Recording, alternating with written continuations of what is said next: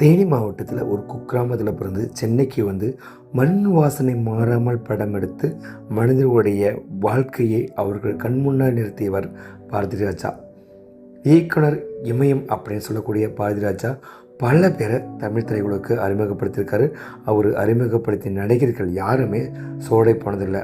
அதுவும் மெயினாக அவர் அறிமுகப்படுத்திய நடிகைகள் ராதிகா, ராதா, ரேகா, பிரியாமணி வரைக்கும் அவர் பல நடிகைகளை அறிமுகப்படுத்தியிருக்காரு.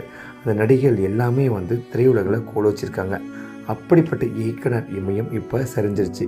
அந்த இயக்குனர் இமயத்துடைய அன்சீன் இதுவரை யாரும் கண்டிராத அரிய புகைப்படங்கள் தொகுப்பு தான் உங்களுக்கு தொகுத்து வழங்கியிருக்கோம்.